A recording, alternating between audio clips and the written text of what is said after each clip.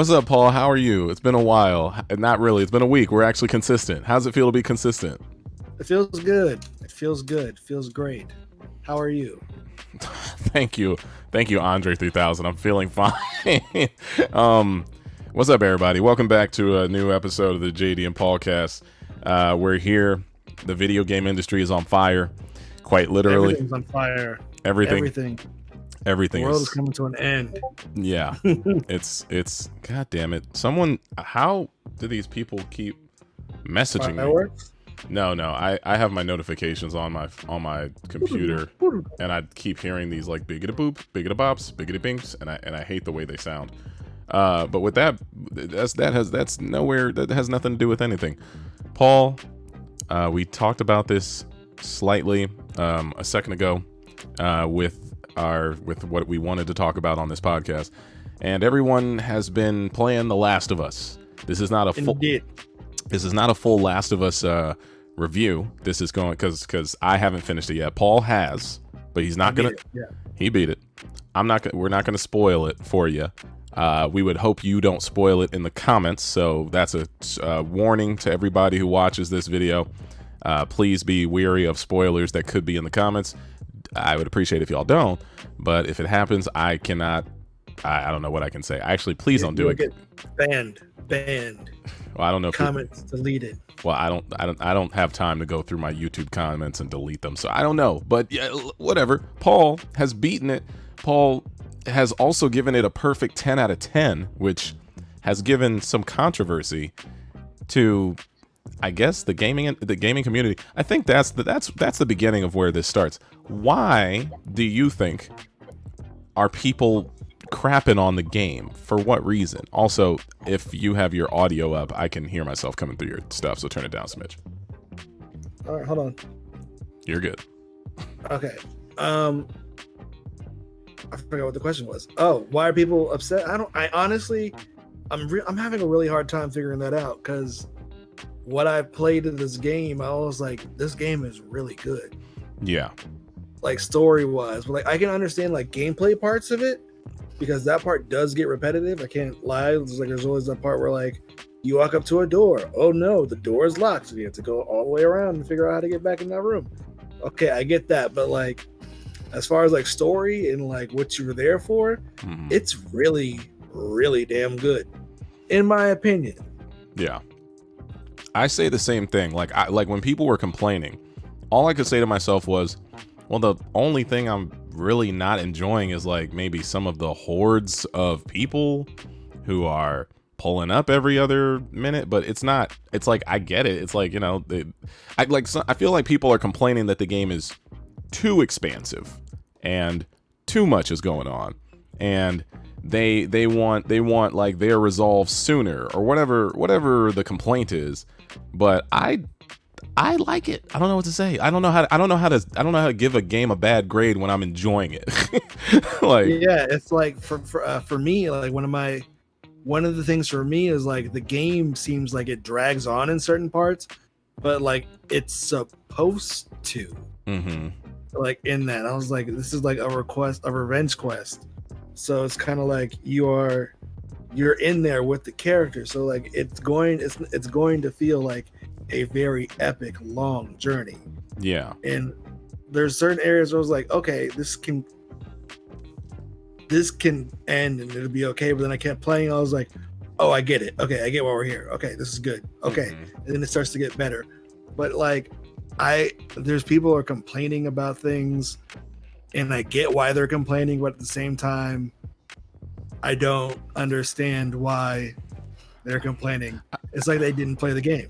It's as if they didn't play the game, the sequel, or the first one. That's what's really throwing me. I'm like, it's as if y'all didn't play the first game, which I don't mind spoiling, by the way, because that game is 7 years old. That's about 7 years old at this point. Yeah. So like when I hear people complaining about where this game takes a turn for the worse, whether it's early on in the game or in the middle or wherever it is, like, if you've been playing it, then you all know or may not know some of the stuff that happens within the first like 5 hours of the game, which is fine. It's first two. I was not trying to specify, hence spoiler free. Chill out. Chill out. But my thing is, If you played the last game, if you watched me stream it on Twitch recently, because I beat it a few weeks before the sequel came out, I played the last. I would actually like to. Do I have my? Could I show my reaction real quick? Because I would love to see the end of the first game. Oh yeah, because I have it up here, and I would love for Paul. I don't know if you watched it, but you. I didn't see your reaction. Watch my reaction to the end of the end of the original Last of Us, because you'll see. Well, let me find. Here we go, right here. All right, let me mute that audio. Certain audio portions. Stream if you're watching this. Excuse me, not stream. I'm not streaming it, but viewers, if you're watching this live, then you'll be able to see it. If you're listening to it via, your audio listening platforms, in which case we do appreciate you, leave us a nice review. You'll be able to hear my final response. I'm gonna put it up on the screen. Can you go? What? Can you go back to the scene where Joel what murders the people? I just want to see something real quick. Why? Wait, I don't want. You're gonna get us into spoiler territory trying to figure this out. You know you are. It's like what you had it. I was like, I just want to see. I'll pull it up on my computer. Hold on. Wait, you want to see this? Hold on. Paul. I'll show it to you in the background. I'm not showcasing anything. This is me. Oh, okay. No one's seeing anything. This is just me and you looking at it. Okay. I'll pull that, but I know what you want to see. I think I know what you want to see. Yeah. I believe you want to see. Whoa. Oh, I forgot the game crashed on me when I was. It's all good. I got it on my. All right. Well, you got it on your end. I'm gonna pull up the final scene, and I want y'all to listen to my reaction, because not the final scene, but the final talk between Joel and Ellie in the first game. Now, if you haven't beaten the first game, I'm very confused, because why would you? How can you?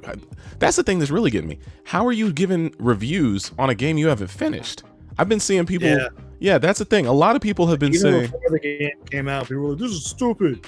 It's like, how? Yeah, no, that's my thing, is that I was seeing people give reviews within the first 24 hours of the game, and I was like, bruh, there's no way you beat it. Especially because a majority of people who were giving these reviews were not people who have any connections to PlayStation. They're not like ambassadors. They don't have free game codes. They were just people who saw it was as if they saw reviews of the big time people, and then they were like, wait, that's how it is. And I'm like, okay, but like, you can't. Why are you're judging a game you haven't played yet? You don't even know if it's good, bad, or that, or the context for things that happen. Yeah, like that's what drives the story, is the context. Oh my it's a little stupid because the blah blah blah. Like, no, it's not. It's really not. I'm not, and also I'm not trying to give the game like a perfect grade. I'm trying to just say it so far, for me at least, I'm 50% in, because Paul's been watching me stream it, and according to the people, and it's just one of them things where if I'm speaking like candidly, I genuinely am having a good time. That's the main thing. Like I have moments that I sit back and I'm like, all right, that's a little annoying. I kind of don't like opening drawers to stuff that doesn't have anything in it. I'm a little annoyed with certain characters, murdering me a little early, and maybe I can't get around certain areas because I want to ramble through it and I need to be more sneaky.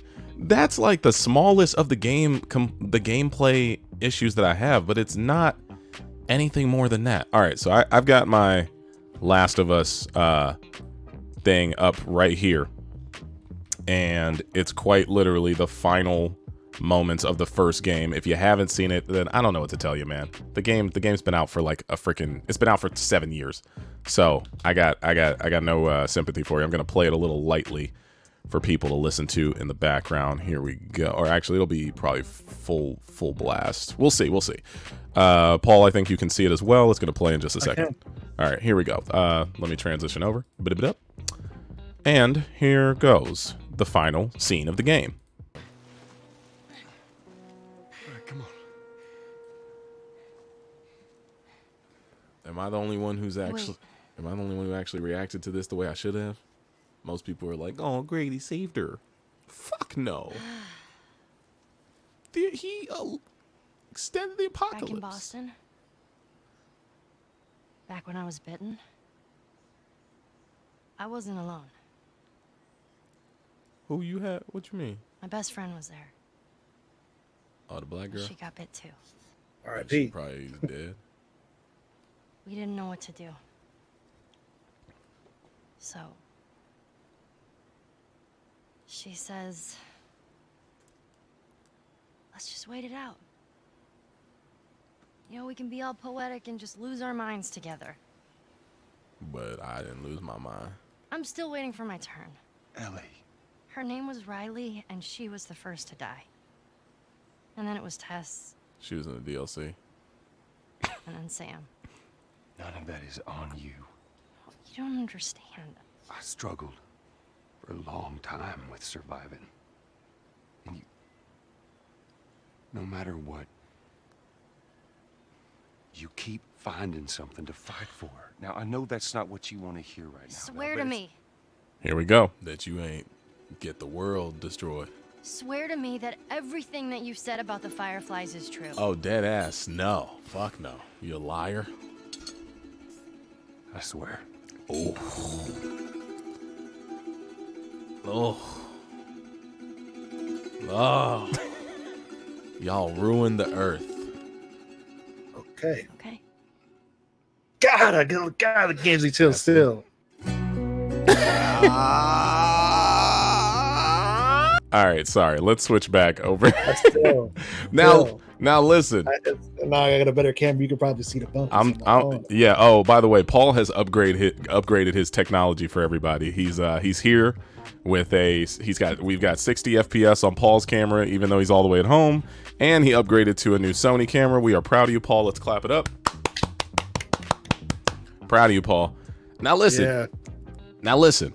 After watching that and seeing, and if you haven't played The Last of Us 1, I'm sorry, but at the end, you know, we all know that Ellie has the cure, and Joel takes her to the Fireflies. The Fireflies try to operate on her, and they tell Joel that there's an ultimatum.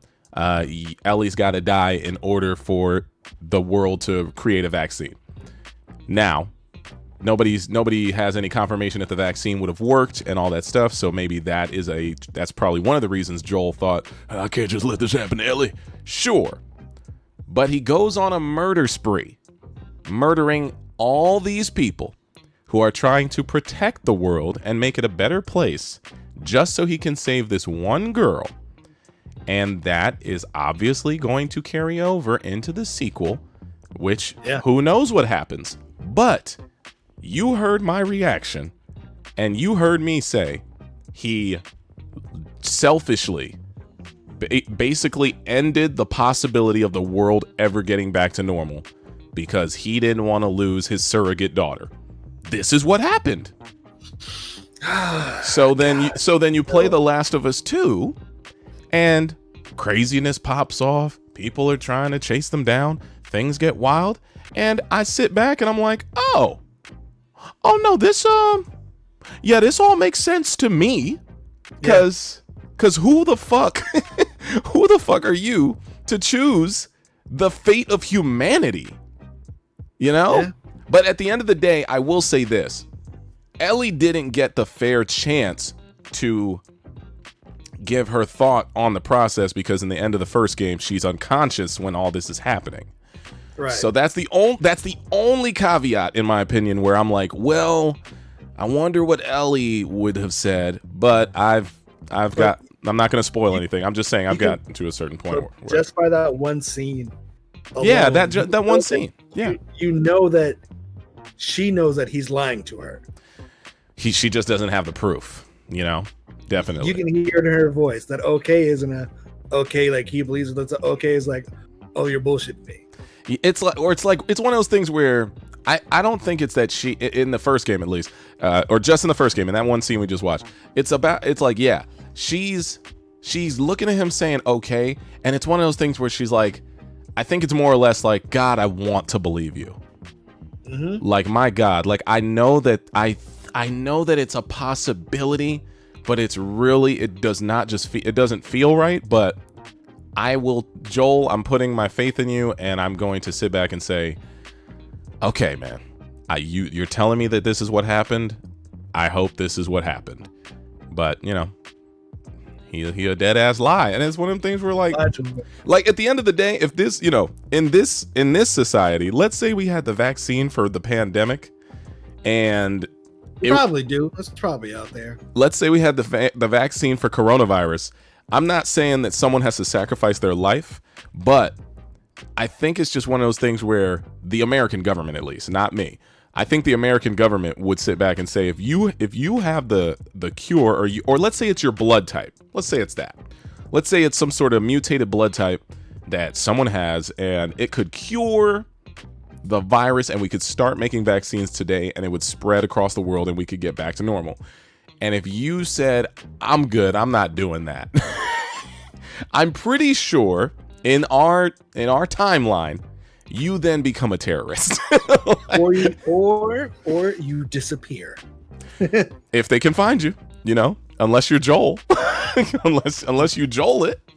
But I just think it's one of those things where this game is not just a game. It's a visual story and complex narrative that's going to have ups and downs, trials, tribulations.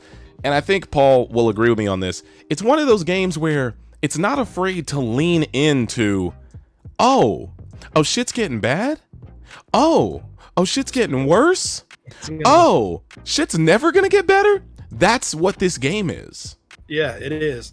There's points in like, I was playing the first few hours with my mom watching, because like I wanted to show her like where games are now, like technology wise.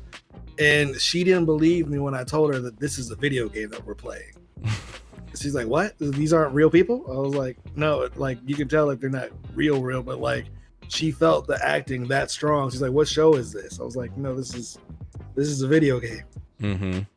It's like, for me, how I would explain it is like The Last of Us 2 is like a good 4-season television series. The way that it's structured, I was like, okay, you can clearly say we're like, this would be a season end break here, yeah, based on, I get you. Yeah, definitely. Yeah, I was like, oh, okay, season 1 end, okay, this would be another season, this would be another season, this would be another. I'm like, okay, so like it's like a really good TV show. It's like, for me, it's so damn good, and I want people to like complete the game so that we could really speak freely about it. Maybe like as soon as I finish it, maybe we do a bonus episode, because like I'm down for a bonus episode all about this game, because at the end of the day, I'm sorry, like right now, my only gripe with this game is that I can't see items. That's it. Oh yeah, but my thing is, I'm using that because I remember like what we just watched, which is me reacting to the end of the last game. I was having such a hard time finding items to craft things and build up my weapons that I was like, bro, this sucks. I just realized that when I started playing the sequel. I was like, I'm gonna hate if I don't get everything I can to make my character as strong as possible to enjoy the game for what it really is. So then, shout out to my people on Twitch who sent me a link to how to up-res the contrast quality, because there's like a colorblind mode for colorblind gamers, and it puts your items in yellow so you can go grab them, and you're none the wiser. And also it makes it easier so you can see enemies from like all the way across the map. Now that's where I be cheating. Yep. That's where I start sometimes cheating, because I want to progress, and I'm more concerned about progressing and finishing the game than I am worried about the jump scares catching me, so I can have the experience. And I get it, but at the end of the day, I get jump scared just as much. Yeah, like I was saying, like with the cheater mode on, it's like some stop calling it cheater mode, man. It's high density resolution, high contrast, whatever it's called. It's like it takes away some of the tension in some like the encounters. It does. Which is like, for me, what like I was genuinely freaked out in certain fights, because just the way that the game. Sorry. I would recommend you play the game with headphones on too, people. I do. That's the thing that throws me. Yeah.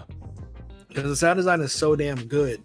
So it was like certain enemies, just the way that they maneuver and everything, it was just like really scary because you don't know where they are, but they know where you are. Yeah.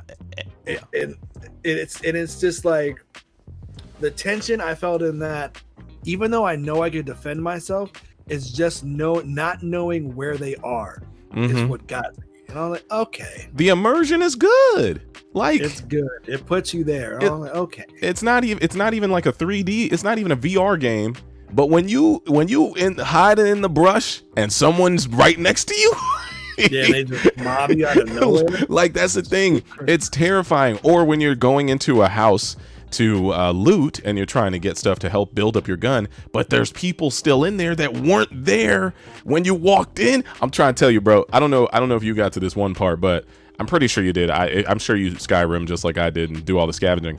There was a part where I was at the workbench and I'm in a building. Oh, yeah. Right? I'm in a building. Yeah. I look away for half a second. And I'm thinking, it's one of those things where there's an unwritten rule in video games where when you're in like mini menus and pause menus, or if you're looking at an item, the game cannot interact with you anymore. The game said, fuck that.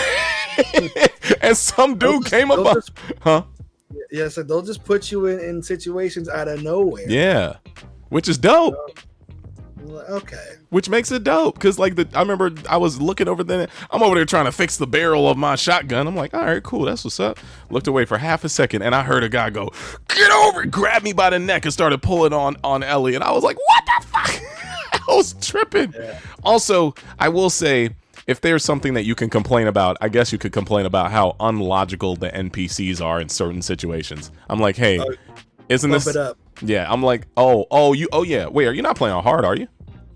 In certain parts, I was like, I just want to see how, because I got to a point where I was just a god.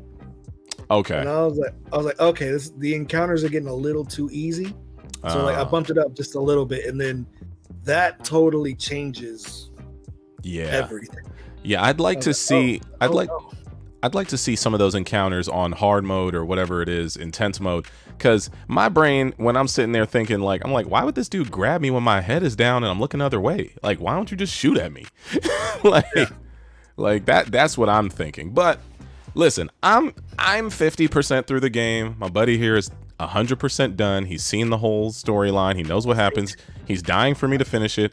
Follow me on Twitch, because I'm going to be streaming it this weekend, and hopefully we'll wrap it up there. But it's just one of them things where I'm like, yo, this game is a good game for me. It is telling me a very engaging story. I don't even understand people trying to hate on the gameplay mechanics. I'm really not. I don't even get that. Because like, I'll tell you, this is what I wanted to tell you. You said don't spoil it, but it's not a spoiler. Okay. But it's like encounter wise, the characters in the game, like the NPCs you fight, they actually have names. That's cool. Did you catch that? So like, yeah, that like if someone gets got, they say they got Alex. Oh. Yeah. Uh-huh. So like one of the encounters I had was like, it was this dude and his dog walking down, and what ends up happening is I had a bow and arrow and I killed one of the dudes. But then the dog he was with saw him die and then goes up to the dude who died and starts whining and crying and nuzzling the dude. Like a dog to would. Wake up. And I was like, oh no. And I was like, I don't want to have to hurt the dog. And then I shot the dog and I felt real bad about it. And I was like, damn, why did they make me do that? I was like, I don't want to do that. Yeah, we are not animal crueltists. PETA, please don't come for. I'm surprised PETA hasn't spoken on that, unless they have already. God, it's so goddamn sad every time I kill a dog. Yeah. But yeah, I mean, I don't know, but I'm talking about gameplay mechanics, Paul, because some people say, I've seen people like, listen, I shout out to PlayStation. They hooked me up with the Last of Us care package and all that stuff, and people were like, well, too bad it's a shitty game, JD. And I was like, did you play it though? Because I've never. They said that the day the game came out. Yeah, they said that the first 48 hours the game came out, and the game takes 35 hours to beat. No fucking way, bro. No way. Unless you got it from a mom and pop. And you know what? I'll say that out there to the ether, who are the people who are listening to this. If you're watching this on YouTube or if you're listening to this via whatever podcasting platform you like to use, please leave a review in podcast form and tell us your thoughts of The Last of Us. Don't spoil anything, but tell us what it is you don't like if you can without spoiling anything. Same with the people in the comments of my YouTube channel, because I'm not getting it. I enjoy it. I know one complaint I've heard from a few people is like it's very similar to the first game. Wow. Like what you do in mechanics. I was like, yeah, it's a franchise. The first game's well done. You don't mess up with it. You don't, if it ain't broke, don't fix it. Like, yeah, the funny thing is they did fix it. They made it so you can do even more. I don't get it. Jump now. It's like all you can do now is jump and crawl now. That's the only new thing. I was like, no. There's a lot more stuff. In my opinion, I like the way that you upgrade compared to the last one. You have a perk tree, the perk tree where you can customize how you want the character to move and all that stuff, or what you want to prioritize in. Mm-hmm. Like, there's so many weapons I didn't even use throughout most of the game. Yeah. It's one of those things where I've heard people say the gameplay is weird. The new stuff they added is weird. I'm like, but it's the same game plus new stuff to make things make it more intuitive. I'm not giving this game a perfect 10 out of 10 right now just because I haven't beaten it. But if I'm talking about my interest in the game, the storytelling, the visuals. Because mind you, this is a PS4 game, and I'll be playing it like this shit on PS5. Like, I'll be looking at it, I'm like, damn, this is a good looking game. They do put a lot of the graphic engine into Ellie though. Are you playing on a regular PS4 or PS4? I'm on a regular PS4, and I've played it on the Pro for like an hour, but and I can tell the difference. But it's one of those things where I can't stream it differently. You know what I mean? But yeah, I think like it's one of those things where it's for sure getting review bombed by people who are no reason. Well, I think it's by people who follow people who give reviews, and maybe they respect their reviews to like the utmost level, and they're like, oh no, if you didn't like it, there's no way I'll like it. It's like, you got to experience it for yourself, man. Like, yeah, that's life. Just because someone tells you they don't like something doesn't mean that you won't like it. I don't know. That's my opinion on it, and I think that's like a good pause point to talk about that, just because, I mean, unless you have anything else to say. Other than that, I was going to say... It's damn good. And people, I know like some people aren't trying to talk about it, but if you've beat The Last of Us or whatever, feel free to, and you need to talk about it, hit me on Instagram. I'd like to talk to people about this game, because right now, the way I feel, I just want to see where everybody else is at. Right? Because like I don't want to say what I think about it out loud and potentially ruin it for people. So if you guys have a qualms, yeah, Jones's Prime on anything, hit me up. Jones's Prime on Instagram. I gotta update his links. I feel like I have them all messed up right now. But if you don't know Paul, it's Jones's Prime everywhere. I'll update those before this episode goes live. What I was gonna say though about that is, listen to me in this one sense. I can absolutely see where people get mad. Sure, I am not crazy. I'm not oblivious to things that happen in the game, and I could see how certain story story arcs bother people. I just don't think I don't think that's justifiable in the sense of this game is trash because of this one possible, if not inevitable, thing that might have happened, or the fact that I have to go through this part of the story this way or that way. I'm like y'all don't know y'all know what story is. I think it's why do we gotta play as women the whole game? I think it's one.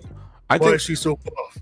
I think it's one of those things where you're putting the video game before the story, and you don't realize that these are people who are telling a story through the medium of video games. It's not the other way around. It's not there. This isn't Call of Duty. They're not trying to get like 10 out of 10 for best FPS or Assassin's Creed. Or something like that. They're not worried about accolades and awards. They're trying to get you to get immersed into the story. And if you dislike it, sure. But I think people dislike it the same way you want to see a feel good movie, and it doesn't feel good. And that's Sorry, somebody was telling me, is like, I don't want to buy The Last of Us 2. I was like, why? Because there's no multiplayer. Fuck out of here. What? What? I was like, what? He's like, yeah, there's no multiplayer. Then I'm like, if I beat it, what am I gonna do? Play it again. Play it again on New Game Plus, or just don't play it all. If that's how you feel about the game, did they had multiplayer? They had multiplayer in the last first one had multiplayer. They did, and it was actually really good. Low key, it was like we had multi. I thought that was Uncharted. No, Last was had multiplayer. First one. I don't know. Online? Yeah, it was good. That's weird. I didn't even know that. That's interesting. It was like team deathmatch, but like you played as like the Fireflies and then the other group, and then you like try to kill each other and then like a team deathmatch type of stuff. It was really dope when you can like craft items in it and yeah, that's a good ass concept. But that ain't this. Yeah, it's not what. Yeah, there's no multiplayer. Like, yeah, that's a reach.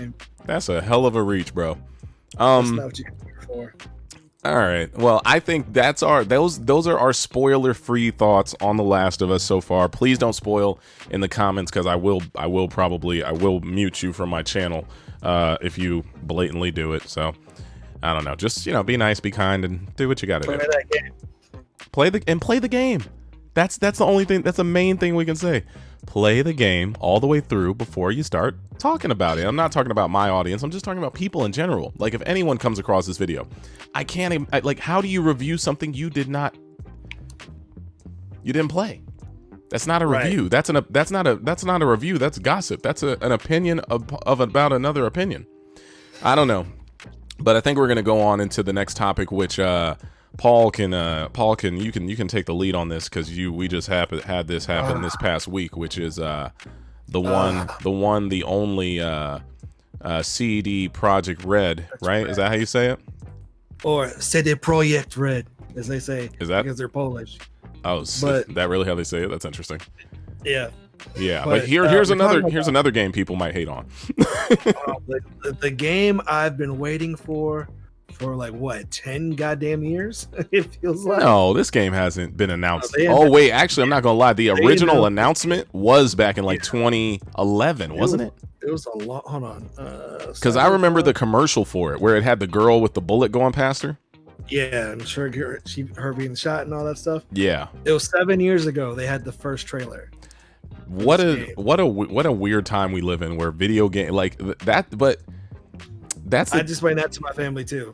That's hype, man. They take like my mom was like, when The Last of Us came out, she's like, I just need to be alone and I want to play this now. She's like, why? I was like, because I've waited 7 years to play this game. 7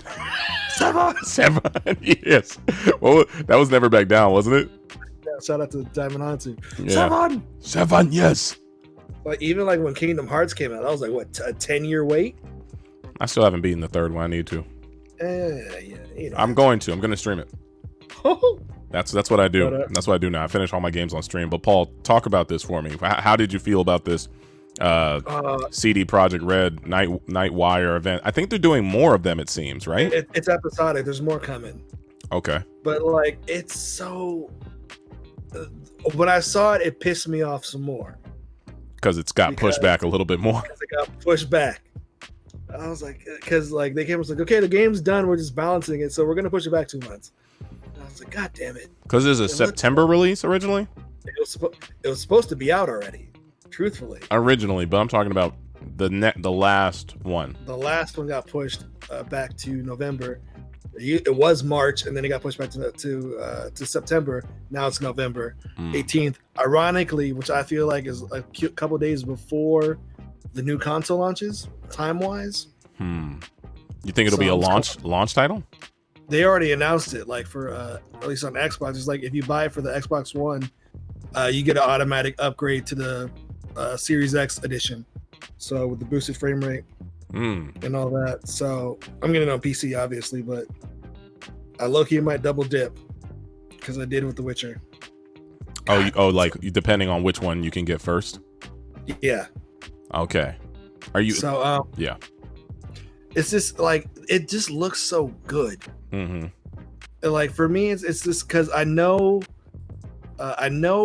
what they're going for because I've read like the manuals and whatnot for the old game because it used to be a tabletop RPG created by a black man.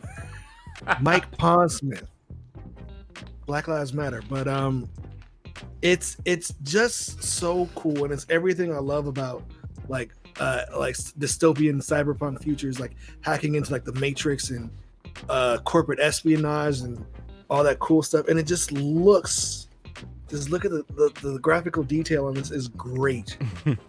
And like what you've seen so far is because like last year at E3 RIP, I saw like a behind the scenes like gameplay demo of the game, and I was like, this game is ridiculous. Yeah, because it's open world one, but like your character is so customizable to the point where you can choose. This part is going to piss people off, and I can't wait for this to come out in like a couple months.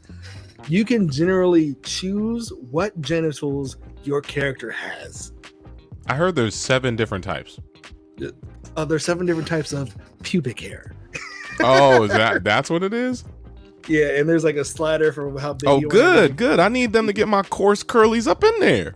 So yeah, so like you can play as a transgendered person or whatever. You can have a male's voice or a female voice for your character. It's your world. Like, it's customizable like on that level, which is hella dope because you don't see developers taking time to actually go out and do stuff like that in fear of what people are thinking. But like the thing about CD Projekt Red is like they make the games that they want to make without having to like really buckle down to anybody in fears of what they think people might like be worried about. They just like, we're just gonna make it whatever we want, and then if there's repercussions, F it.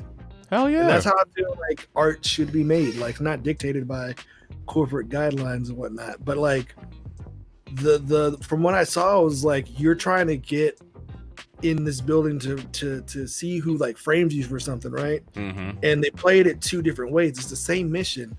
He's like, you can either sneak in and like use all your like cybernetic enhancements to like hack somebody from afar, since like everybody has implants. They're all pretty much like computers now. And so like some dude was walking by, this like in a gym where these dudes are like just super jacked off like these super muscle enhanced like cybernetics. So he's sneaking through the gym, like hacking the barbell, so like they'll just fall on the people and they can't get them up or anything, and just like sneaking around that way. And or he's like, or you can go to this room and there's like a big ass metal door, and then like their arms turns into like these like wall jacks, and it like opens it up and it just jacks the door open. I was like, okay. I think they showed that gameplay demo eventually, didn't they? They did. They showed it last year, but like E3, yeah. Yeah, but I saw like from. But you saw it in person. They didn't show all of it. They showed like a little snippet of it, but like they showed the whole mission twice. And so like they showed like what the city looked like, and there's different parts of it, and like they were telling us the backstories of like the city, and I was like, it's really fleshed out. That's dope. But we all saw it during the day, but like one of the things they did in this last trailer, like is they showed what the city looked like at night. And I was like, oh, this is what I want. It's all I want to do. Is there a game that you could say maybe reminds you of this, that can like, in the sense of like what people could like expect, in the sense of yeah. This game is kind of like the last Deus Ex games that came out. Oh, I remember those. Those are very, from what I saw, it's very similar, but Keanu Reeves, the god. It's very similar to that, but like this one's more open world and more stylized. It's like they have like damn near the Akira bikes in it that you can ride around in. Oh, that sounds sick. But yeah, because and like it's small little details that they had in the gameplay demo that I saw, which is like dope. So like let's say one of the gangs that they're like teaming up with to like get this job done are like these super like really heavy accented Jamaicans who speak in patois and like their own languages and whatnot. But as your character, you hear what they're saying, but like he has a translation implant, and like you see next to their heads what you hear what they're saying, but you see what they're saying at the same time. You hear their language, but you see that the words come out. See it translated. I was like, okay, that's a cool way to do subtitles. To make it part of like make it part of the gameplay.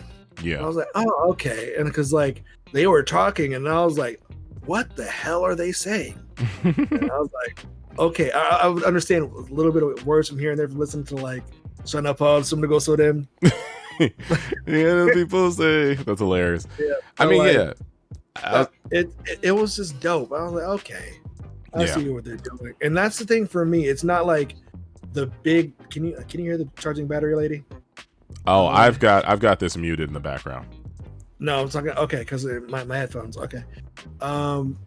Yeah, it's just for me, it's the small details in games that get me rather than like the big sweeping things. And like the way that the game looks, I'm very curious to see how these games are gonna run on current gen consoles. Yeah. Just because from what I've seen of like the not live stream footage, they showed like 20 minutes of actual gameplay like in 4K. Mm-hmm. And I was like, oh my God. Is this getting a PC option? Oh yeah, PC for sure. Okay. Are you going PC or are you gonna see what it feels like on console?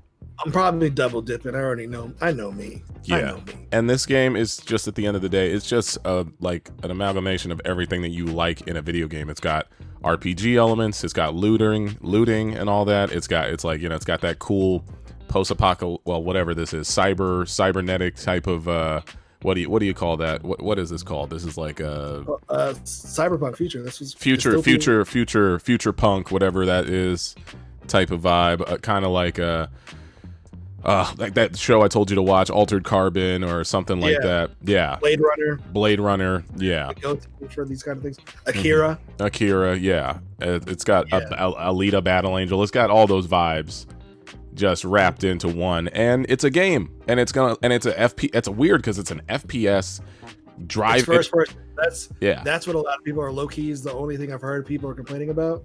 Yeah. Like, there's no third person option. I was like, just play it on PC. There'll be a third person mod in like a week. Yeah, it will. Also, it gives me vibes of like future cyberpunk Grand Theft Auto type of vibes. Like, even though it's not like probably anything like Grand Theft Auto, it just gives me that type of like breakdown where I'm like, oh, I can do everything I want to do, and it's like I'm not living real life, but I'm also not missing out on the world that they're trying to show me. It's cyber auto type of thing, but who knows? I'm excited. And the God is in it, so we have to play it. Yeah, Keanu Reeves and fake Rick Ross. Yeah, fake Rick Ross. T-Pain. No, I'm just kidding. Shout out T Ross is in this game. T Ross. But it's for me, everybody's was excited about The Last of Us, and we have Ghost of Tsushima coming out. But like for me, it's just been for the last few years is just Cyberpunk. I need that now. Mm-hmm. I feel now, that. As soon as I played The Witcher 3, which is if you haven't played The Witcher 3, every time I can talk about The Witcher 3, I tell people go play The Witcher 3. So goddamn good. Mm-hmm. Just knowing their pedigree and where they've come from is just, I know what they're capable of, and it seems like it is great. Yeah, so I like that. Cyberpunk, November. Cough. Unless they push it again. Don't say that. Don't say that. I can't handle it. I feel that. I personally can't handle another pushback.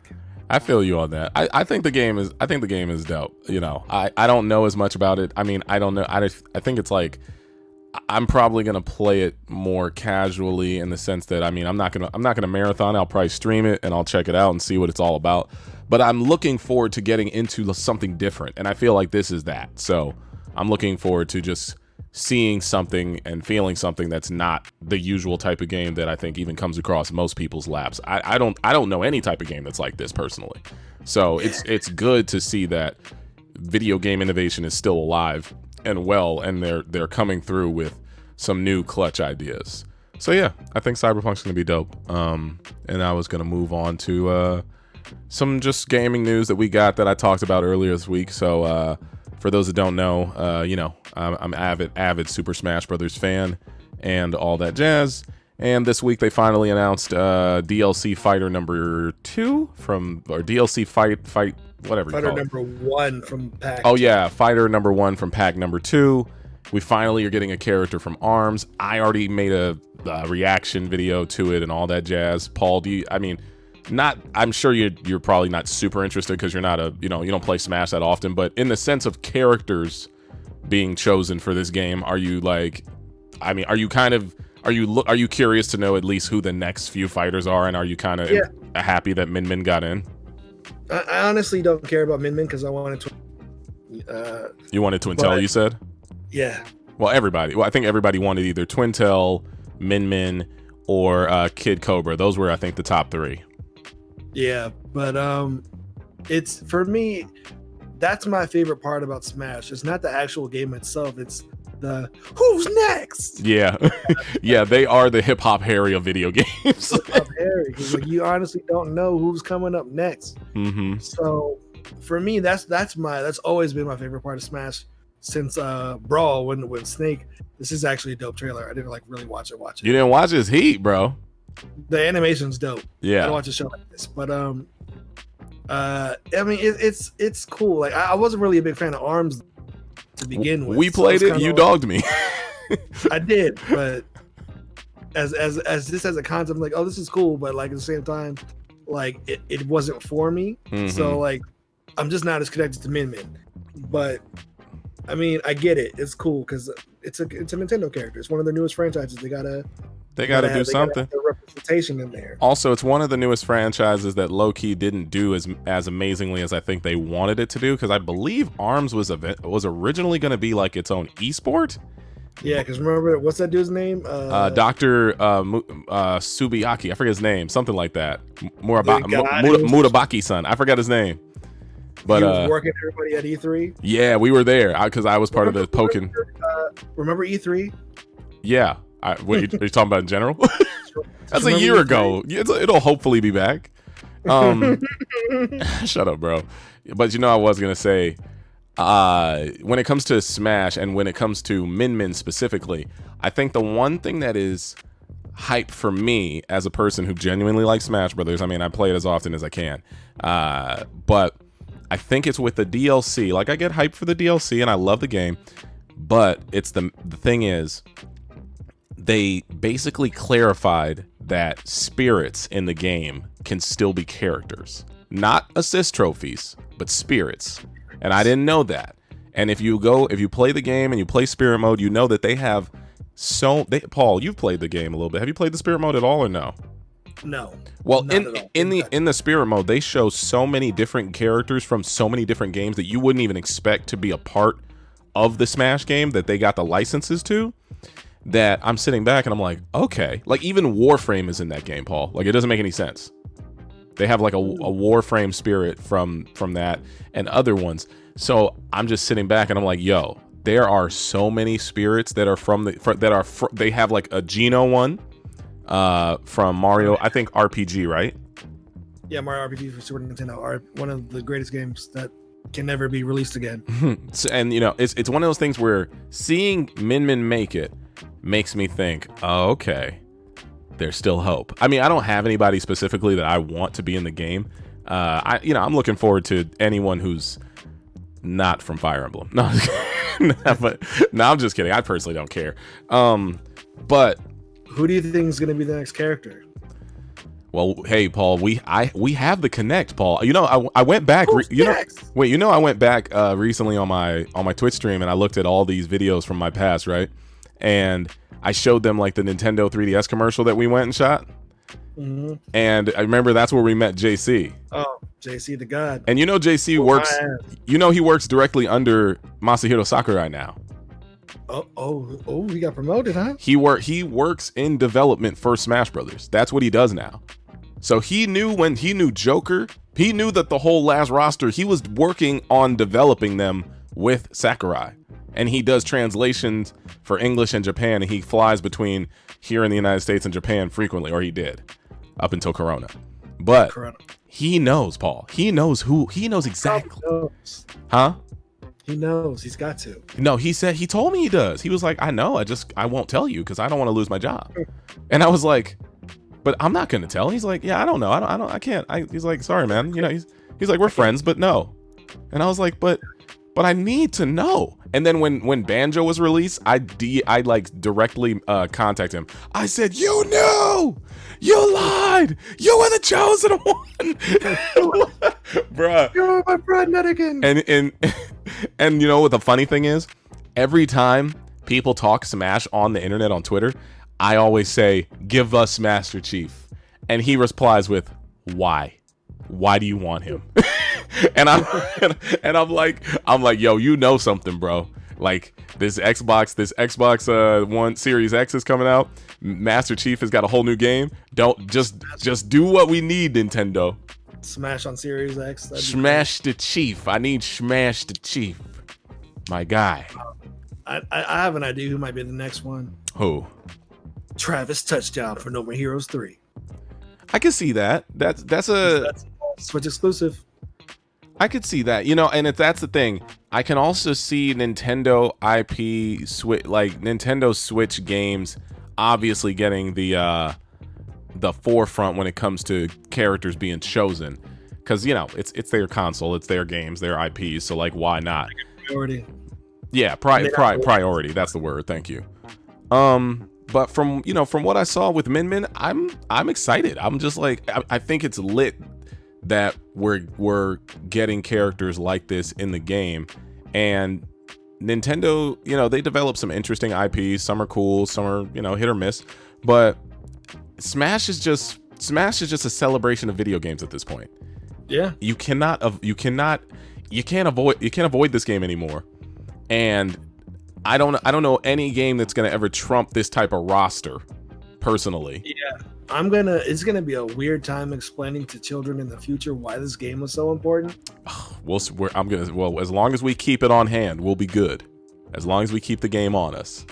But why do you love Smash? I'm like, do you not understand that when I was your age, Sonic and Mario would never be friends in a video game? Never. It was on site between them. Nintendo don't. What Sega does, Nintendo don't, baby. That was the par of the 90s. They were at war. They hated each other. But why? Sonic and Mario, they play in the Olympics, Papa. Never. That would have never happened when I was a never. Not in my day, kids. All right, but yeah, those are our thoughts on Smash. I mean, Paul, how many? There's 5 more DLC. Paul, can you do off the top of your head 5 characters that you would want? You don't have to guess. At this point, I don't even know. I was like who's left? instead of who's next? Who's left? Who's left? I know that people want Sora. Sora's a character. Why? Sora from Kingdom Hearts. That'd be sick. Yeah. Why though? Then he's never been in a Nintendo console. Well, but Paul, it's Cloud from Final Fantasy. I mean, obviously Final Fantasy was on Nintendo at a certain point, but Final Fantasy 7 was supposed to be on the N64, and then they betrayed them. Well, they probably did it because they could put more information on a PlayStation 2 disc. Duh. On 3 or PlayStation CDs. 1. But listen, my thing is, you know, I know who I want. I want Master Chief. I want Sora. I want Blinks the Time Sweeper. Shut up.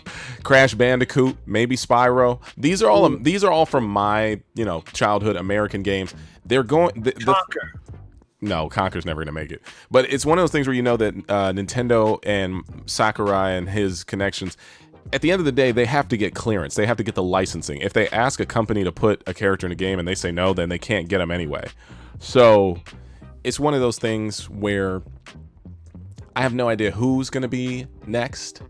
But I look for, I'm just thinking of everybody they've put in the game. I was like, they're gonna have like almost 100 characters. I can't imagine they don't do a Fighter Pass DLC 3, because like 3, you know, best things come in 3s. I feel like they'll get through the 5, like, because they're trying to milk this game. They don't want this game to. Well, it's just like, what do you do after this? You can't make a better Smash than this on a future console. Smash Melee remastered. That's what I need. I need that. Just that. They have a Smash Melee online thing that I pulled up an article about, actually, where they gave the game online netcode, and it's pretty legit. But you guys, you all know what it is. Let us know who you think should be in Smash Brothers. I'm excited. I'm a fan of Smash. It's always been a game that I've known and loved since I was a young child, since me and Paul were young wee babies. So, I can't wait for the next Nintendo's the next Switch, so that we can look at the pants once again. I don't even think you try to upgrade to a new console anytime soon, though. The Switch came out 3 years ago. Why would you? But the Switch is like, from where the rest of the gaming generation But they're not trying. going, But they're not trying to be in the same lane as them. I know, but like a lot of the dope games on Switch are ports or remasters of other games. But like the PS5 games, I don't know how the hell they're gonna dumb it down to fit on the Switch. Well, I don't if think. they even, yeah. If they even can. So. Well, I don't think it's going to be a thing of dumbing it down. I think that they're working on making like a Switch Deluxe right now.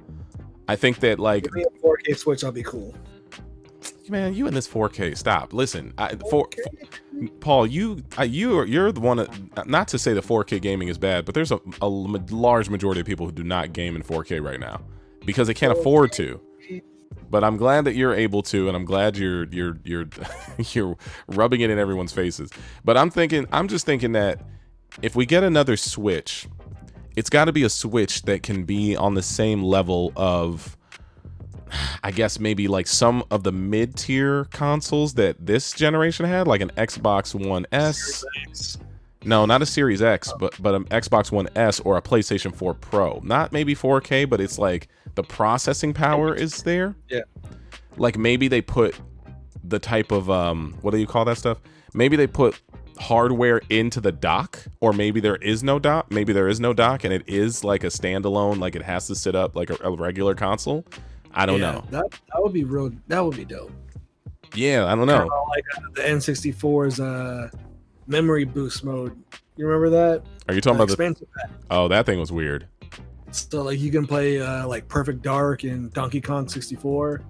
Yeah. Because you can play it without that. That'd actually be cool. Pokemon Snap. My thing. Oh, we didn't even get a chance to talk about that, Paul. We're not going to get too off topic too far.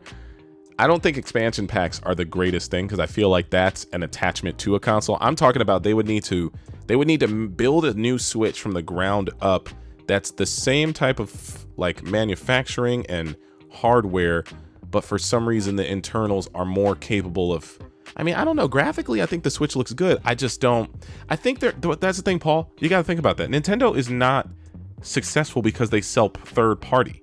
That is not why they're successful. It's their first. It's their first party. As long as they can stay loyal to the first party,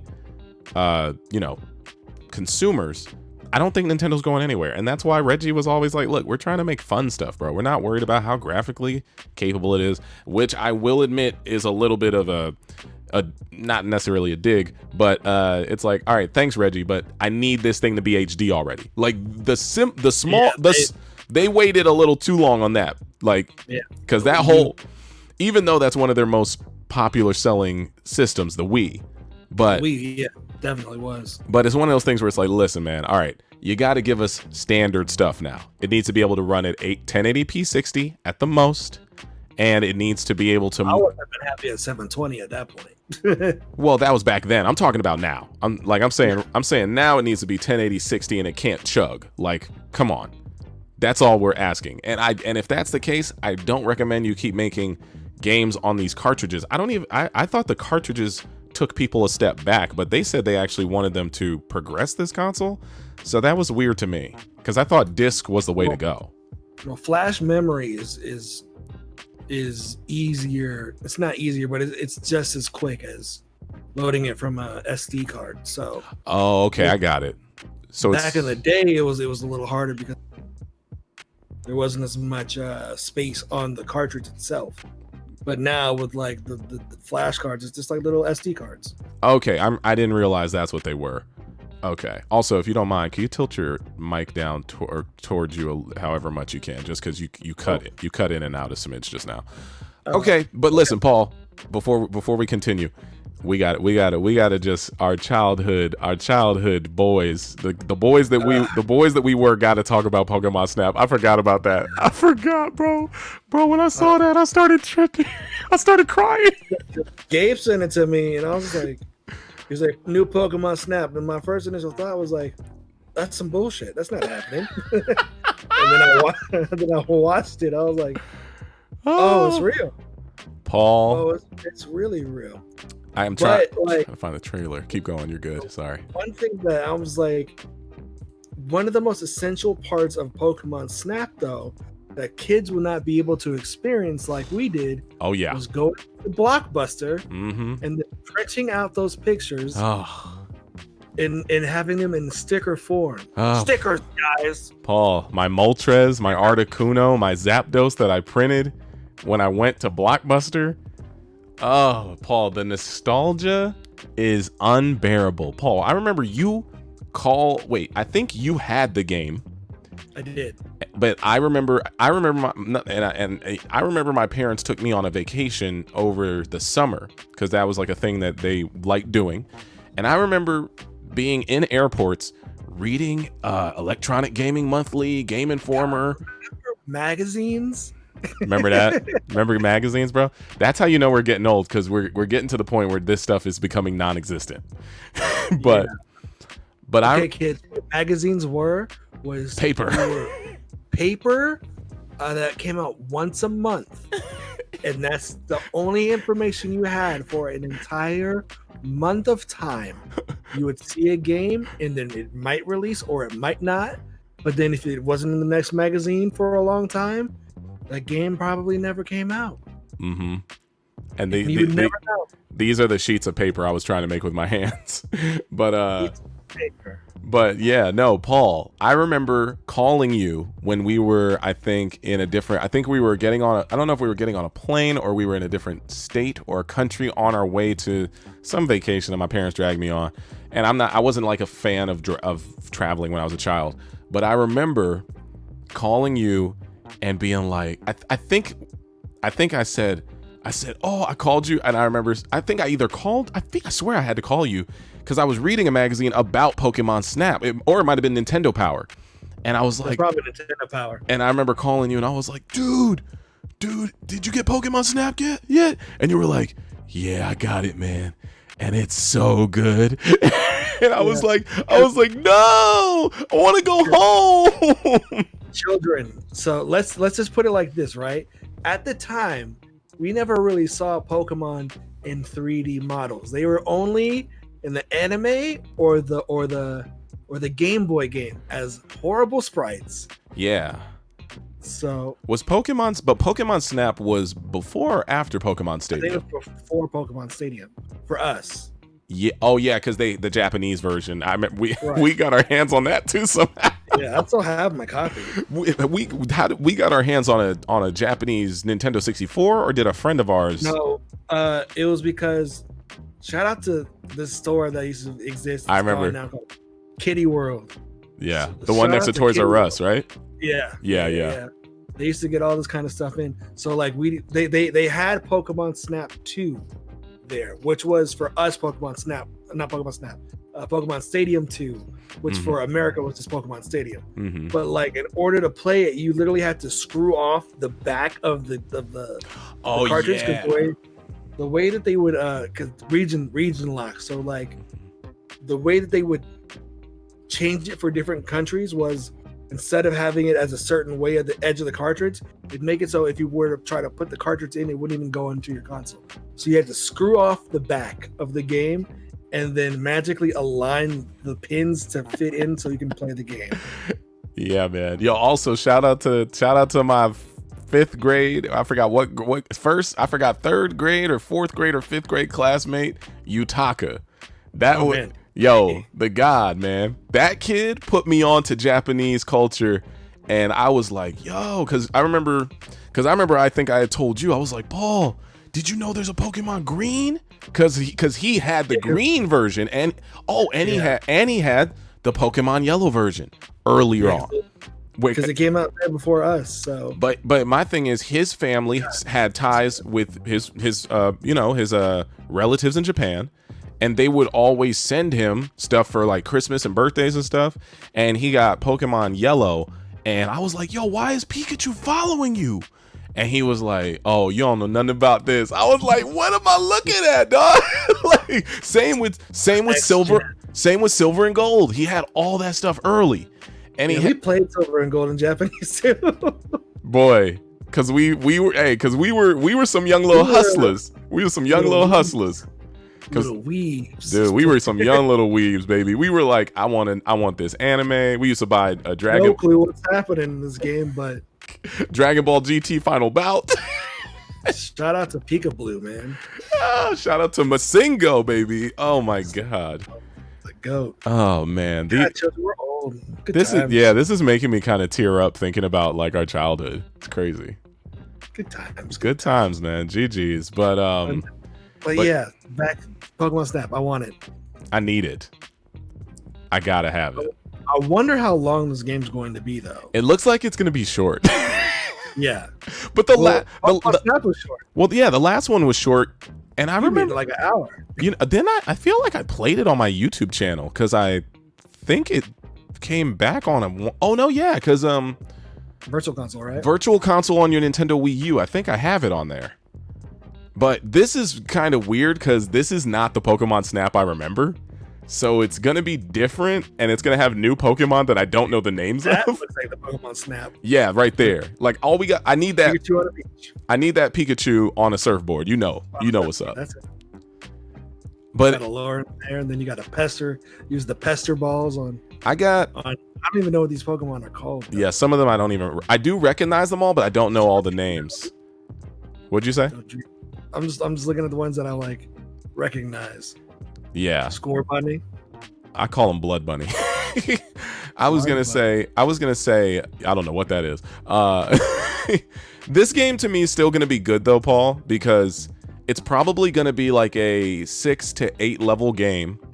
You go through the levels and you end up on the tracks, and you have to come back about 3 to 4 times to make certain things happen. Because remember, you had to throw the Charmander into the lava to turn into Charizard. Yeah. Fought you on the moon. Was that yo? You're about to have me playing the old one, bruh. You should. You can't. Oh, you can't come over. Well, you could come over, low key. But listen, I'm gonna play Pokemon Snap on my next stream now because I have it. I know I have it, and I'm so excited. I'm sorry. To me, it's one of those things where it's a double-edged sword because we're getting older, but at the end of the day, we have these memories of classic video games, like video games that have stood the test of time. Like we can go back and pull up games on PlayStation 1, 2, 3, Nintendo, Super Nintendo, Nintendo 64, Sega, Dreamcast. There's so many games that we were lucky enough to experience, and that's why I tell you this. I feel like I tell you this all the time when it comes to what we're like, where we're at. I feel like we were born, except for right now, in the perfect timeline in the sense of being fans of video games. Like we were right a little bit after the inception, just enough where we got a chance to see it all. Yeah, and like I had a conversation with one of my friends, Aaron, because I was talking to his son because he's about 11 now, right? Yeah. So like I was asking him like, what games do you play? And he was just telling me what he played. I was like, man, imagine having today's games back when we were his age. I was like, it's got to be weird. It's gotta be weird. It's weird because to them this is their lowest gen. Yeah. Like this is their Nintendo and Sega. I don't understand that. How is that possible? Yeah, I was like, I mean, my PS4 is okay. My PS4 is okay, but I need that PS5. Like what? You do know you missed 3 other PS4s, 3 other PlayStations. It's the PlayStation 1. I remember when they brought out the DualShock for the first time. I was like, this changes everything. Paul, they'll never know. Paul, they'll never know the love. They'll never know the nostalgia of opening up a PlayStation magazine and getting that demo disc and playing and that's why Tony Hawk is so. You know what they're doing, right? They're doing everything over again. No, like, What do you yeah, they're mean? doing Tony Hawk 1 and 2, but like if you pre-order The it, demo. they're doing the demo disc version of the game, of the first The level. warehouse. I know. Warehouse. And I was like, oh, okay. They're trying to get us.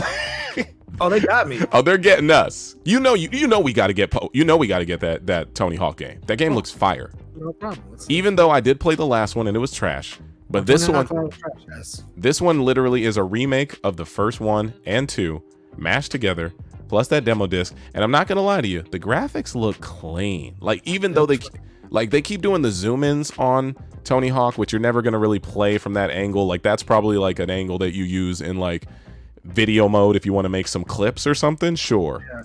But the detail is A1. I wasn't expecting it to look that good.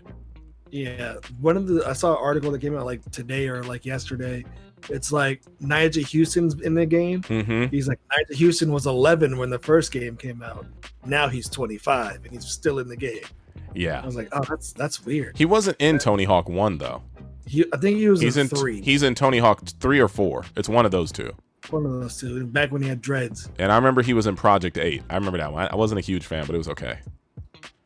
Which is weird because it's like I feel like there's 30 Tony Hawk games. There are. There's one I didn't even know about, like American Wasteland. I was like, I don't like yeah, that one. That one. The last one that was good was Tony. Oh, that one was trash. The last one that was good was Tony Hawk Underground 2, or maybe 1. Yeah. But that's where they that's where they hit their peak. It was Tony Hawk 1 and 2. I remember 3. I don't remember 4 that much, but then I remember Underground, which was technically 5, and then Underground 2. I remember Tony Hawk 3 because the day I played Tony Hawk 3 was the same day I played Grand Theft Auto 3. Okay. Yeah. Because they came out at the same time. Shout out to Barrett, R.I.P. Because I played it at his house. Yeah, shout out to our homie Baron from middle school. I forgot middle school. Yeah, he passed away. Yeah, when I was at his house, he was just like, hey, I got this shit, Paul. You want to see it? I was like, hell yeah. And he brings out Grand Theft Auto and Tony Hawk. We played it together. I was like, okay. That's dope. Good times. That's kind of weird and creepy that we've had people that we know personally, even though we weren't super close with them. They like, I think he took his life. I don't know what he did. I forgot. I think it was a car crash. Or no, yeah, it was a car. Oh, never mind. I'm thinking of another kid from elementary school who took his life. Crazy. All right, let's get back to more positive stuff. I'm not trying to make a joke of it. It's, you know, if you need help, definitely call a hotline.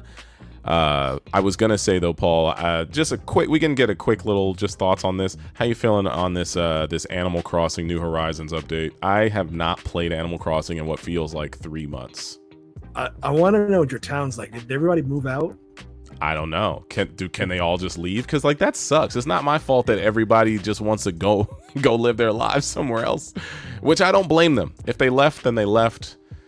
But I genuinely have not played this game in what feels like years. Pilar hasn't touched hers. We're both kind of just like, it was really fun. And you guys had a good run. With the illegal game. Illegal? What you mean? Illegal games of bribing your audience for bells. Ain't nobody bribed them. They were throwing them bells this way. I didn't bribe my audience. Okay. All I know is this game looks like it's one of those things where this game is giving you everything you want. You just got to have that interest. And I guess I'm just missing the interest. But then again, this under the sea stuff looking kind of lit. Yeah, but like for me, it's like I tell people about Animal Crossing. It's like, is Animal Crossing fun? I was like, I would say like Animal Crossing is the first phone game. What do you mean phone game? So like it's a game you pick up for about 10 minutes max a day. day. I got you. And then you put it down. Mm-hmm. I feel that.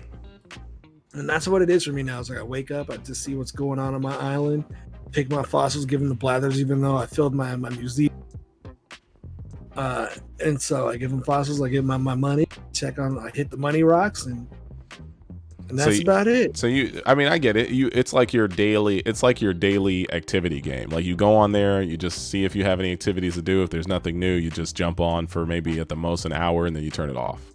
Right. I feel that. I think it's just like, I don't know why, I just like lost interest. I was obsessed with the Bunny Day stuff.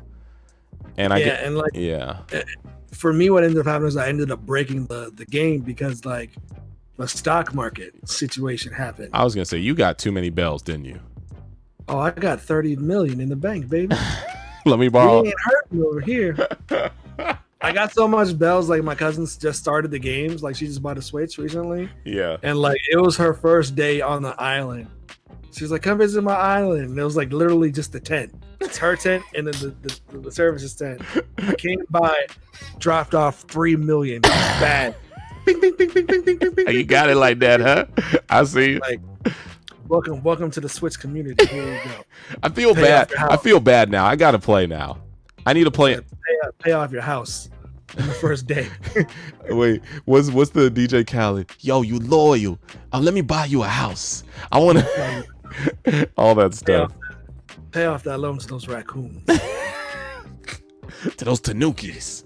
Yeah, I mean, you know, it's one of them things where Last of Us. That last of the Animal Crossing.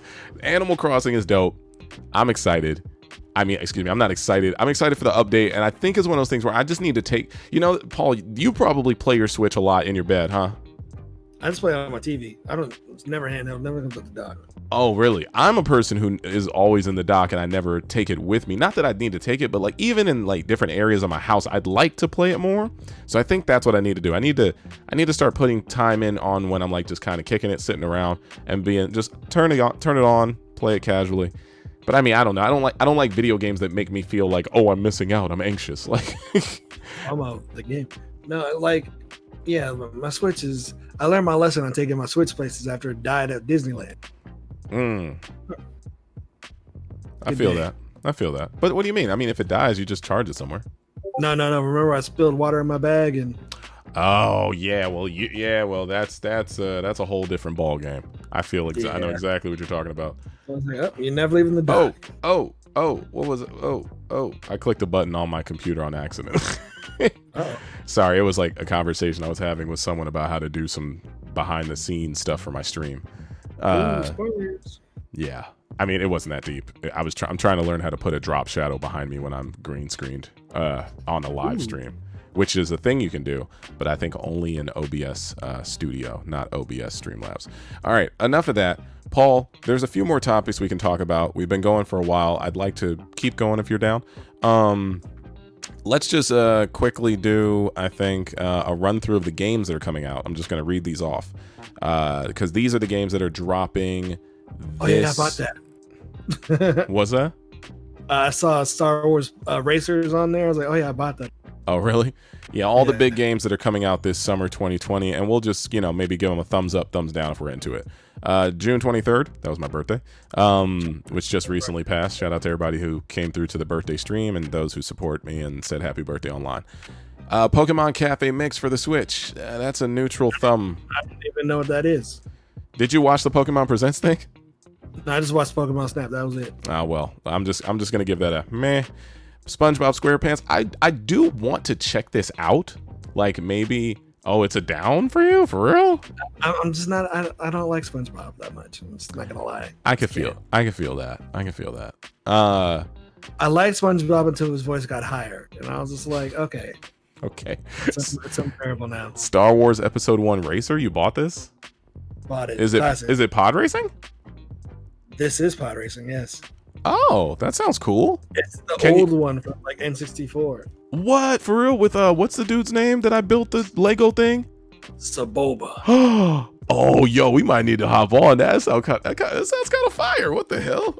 It's like $10. It's real cheap. Hell yeah. They got this game Wave Break for Stadia. I have not touched. I don't know what Stadia is or what it is. I know what it is. What's that? I'm surprised. I'm surprised Stadia is still around. Google got that. They got billions. They're gonna invest in that. They're gonna try to get in the gaming market. You know what it is. Apple will one day too. They've got it on mobile, but they're the Apple chip. The Apple chip's coming up. Oh yeah, the silicon thing or whatever. June 24th, Ninjala dropped. I haven't touched that game yet, but I'm looking. I played like one round of it. Boring or what? It's cool. It's not for me. Okay, but comparing it to like Splatoon, what would you say is better? I like Splatoon more. Something about Splatoon to me, it has a little bit more dynamic stuff going on. It's got what Gabe hates, flavor. All right, and then let's see, June 25th. They got the Blair Witch. I'm just gonna go, man. I mean, I'm not gonna do anything. I'm just gonna name these games, and if we have any thoughts, we'll talk about. Let's be real. None of this stuff matters until July 17th. Yeah, well, for us at least. But Blair Witch, Brigadine, The Legend of I don't know what that is. Mr. Driller, Drill Land, that's a PC game. Phantom Covert Ops, June 30th. We got Azure Striker Gunvolt Striker Pack for PS4. The Legend Heroes, Trails Cold Steel. July, Skater XL. I do want to maybe play this game. It's kind of like an homage to Skate. I've just been playing Skate 3 on my Xbox. See, I had Skate 3, but I don't know what I did with it. I bought it from GameStop or something. You can get it digitally on your Xbox. It's Xbox One X enhanced. Oh wait, you can get it digitally on your Xbox One? Yeah. And it's enhanced for the Xbox One X. So if you do want to play it on your good TV, it's in 4K. I thought you said Xbox 360. I'm gonna download that tonight. That's lit. Okay. Yeah. I play it like for 10 minutes, like every once in a blue moon. Yeah. Oh, here's one that I think we might mess with, but I don't feel like plugging this back up. The Iron Man VR. I heard. I don't even have PS4 VR. Oh, you don't? Well, if it's an exclusive to PS4, I don't know. Maybe... Huh? Oh, okay. What'd you say? Forgot. Nothing. It's like I don't have Oculus. Yeah. Well, like my 3D printer's going on behind me, people, and it went silent for a second. I had to make sure that it was still working. Oh no, you're good. I got very scared. Your boy Paul's been 3D printing, y'all. Check him out, twitch.tv/JonesInHisPrime. He's gonna start live streaming his 3D prints. Messed up. Show them ones that you actually have done that actually work. Oh, they've seen them because on the podcast you've put them on your head. This is my last one. Hold on. You've put them on your head. I'm gonna keep reading. I didn't show them my newest one though. They haven't. Okay, go get it. So like I was saying, y'all, July 7th, we got Catherine. I don't know what that is. Full body. NASCAR. Catherine's dope. Oh, wait, isn't Catherine a fighting game, like anime-ish? No, it's a puzzle. Oh. Puzzle platform. Never mind. Made by the same people who made Persona. Okay. Well, they got NASCAR. I'm not playing that because what's going on in the world right now. Plus, I don't care. That looks cool, Paul. That's a clean helmet, my guy. Okay, I see you. You gotta take your headphones off, I think. They got Crosscode July 9th. July 10th, we got Deadly Premonition, F1 2020, NASCAR Heat. July 14th, Death Stranding's hitting the PC, Rocket Arena. Actually, I might. You talking about Death Stranding? Yeah. You want to play that? I thought you said you were like, nah, I'm good. I tried it before, but it's because I didn't enjoy it because one, I had no money at that time, and I was like, oh, actually, it's still within that I can return it because I didn't like it rule at GameStop. And then I traded in and got Pokemon. But okay, I feel that. What about did you see this Rocket Arena game, which is basically like a battle arena game, but it's all rocket launchers? I hear that one looks like Splatoon. Not Splatoon, Overwatch. A little bit like Overwatch, yeah. Yeah, I saw that. That one looks decent. And then we got the game that we do want to see, Ghost of Tsushima on July 17th. Paper Mario. I think I might mess with that. Maybe just for fun. I'm sure. I never played a full Paper. Actually, I played the first one on N64. Yeah. But I haven't played any since then. But the one that people want to be remastered is RPG, right? Yeah, but that can't happen. Why? Is it made by someone else? It was made by Square Soft at the time, so. Oh, never happened. Rights between Square and Nintendo. Facts. All right, I'm just gonna run through these real quick. So, Rock of Ages 3, Rogue Legacy, Destroy All Humans remastered. Ooh, okay, wait, those are two games that are actually pretty dope. I hear Destroy All Humans remastered is actually gonna look pretty good because people said it's the exact same game except it's graphics of today. There's a demo for it. Oh, okay, dope. I heard about this game and I want to check it out. Fight Crab. It's like is that the one with the knives? I think so. I think it's with it's like crabs on the beach fighting each other. Knife? Oh, like with the switchblade knife, right? Yeah. Fight Crab, Fairy Tale's getting a video game, Baldur's Gate's getting a video game. Oh yeah. Hold on, let's talk about Baldur's Gate for like a second. Oh, talk to me. People, the way I preach about Witcher 3, if you love RPGs in general, Larian Studios' game before they made Baldur's Gate 3, Divinity Original Sin 2, please play that game. It is so damn good, and nobody talks about it. It's one of those RPGs where like it's the closest thing you can get to playing D&D without playing D&D. But the thing about Baldur's Gate is they actually have the license to be D&D. But like you can do things like, for instance, you can go to a shop, right? And you have a 4-party character system, and everybody has their own traits and they're all their own specialties. If you have a thief in your party, you can have one character talk to a character, like an NPC, and you can have your thief literally sneak behind people, pickpocket them, and leave the area while they're still talking. That's pretty dope. So would this be your equivalent to Henry's Breath of Fire? This is better than Breath of Fire, but no offense. The disrespect. I never played Breath of Fire. I can't talk about it, but all right. Well, that sounds dope. You guys check out Baldur's Gate. Baldur's Gate 3, if it comes out, because the trailer even says coming August, maybe. Oh, hilarious! That's funny. Then we got Fast and Furious Crossroads. Is that new? Fast and Furious. I thought that was Need for Speed. My bad. That's one they had Vin Diesel and Michelle Rodriguez come out at the Game Awards and talk about. Oh gosh, where she said we used to play Tekken. I used to love playing Tekken. Oh my god, that was no. Fast and Furious Crossroads, I'm probably not going to touch it. PGA Tour, not going to touch it either. August 25th now. New World, Final Fantasy Crystal Chronicles Remastered, Captain... Maybe for me. Maybe. Captain to Tsubasa, Madden NFL 21, Mafia Definitive Edition. That's the soccer game. Which one? Captain Tsubasa, it's like the Kuroko of soccer. Oh. Yo, if they made a Kuroko did they make a game? They probably have one. They might. I don't know. But let's just keep reading. We got Madden NFL 21. We got Mafia Definitive Edition. Project Car. Huh? Copping that Madden. Can't wait. Shut up. Wasteland 3. But I'm going to get Mafia for sure because I love that game. Oh, yeah. I feel that. Windbound.